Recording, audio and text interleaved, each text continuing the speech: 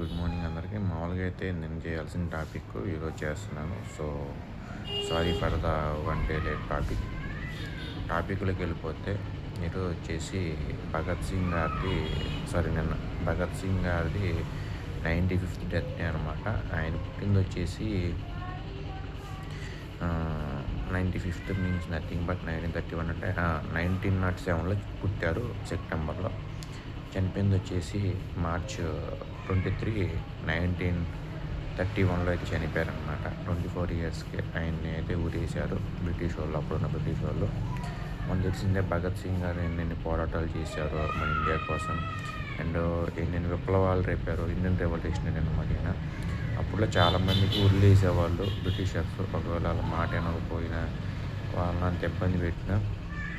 కానీ మన దౌర్భాగ్యం ఏంటంటే ఇప్పుడు కూడా మన బ్రిటిష్ రూల్స్ కింద ఉన్నట్టు అనిపిస్తుంది నాకైతే. అప్పటి కాలం కొంచెం బెటర్ అనిపిస్తుంది. కొంచెం యుద్ధ వీరులు వీళ్ళందరూ కొంచెం పోరాడారు.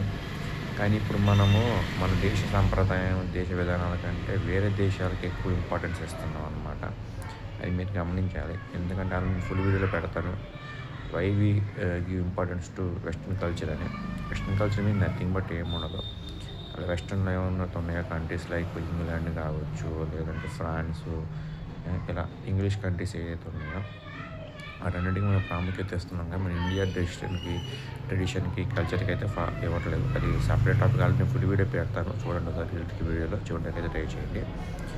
మెయిన్ భగత్ సింగ్ గారు ఎంత విప్లవకారులు. ఆయన చిన్న ఏజ్లో ఎంత గ్రేట్ రెవల్యూషనరీ మనకు తెలిసిందే. సో ఆయన గురించి ఎంత చెప్పుకున్నా తక్కువ. 24 ఇయర్స్కే ఆయన డేట్ అంటే ఇంక మీరు ఆలోచించండి. అది కూడా ఊరేస్తారు అన్నమాట ఆయన్ని.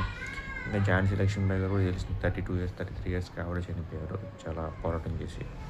ఐ థింక్ 1820 ఆ టైంలో పుట్టారు ఆవిడ. 1857లో అంటే ఫస్ట్ వార్ ఆఫ్ ఇండిపెండెన్స్ టైంలో చనిపోయారు.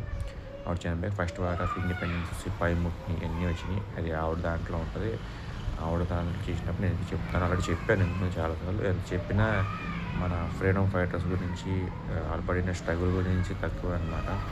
ఇప్పుడు మనం అనుభవిస్తున్న ఈ హ్యాపీనెస్ కూడా వాళ్ళు అప్పట్లో శ్రమపడి బ్రిటిష్ వాళ్ళ మీద, మొఘల్ ఎంపరర్స్ మీద చాలా పోరాటాలు చేసి తెచ్చిచ్చింది మనకి.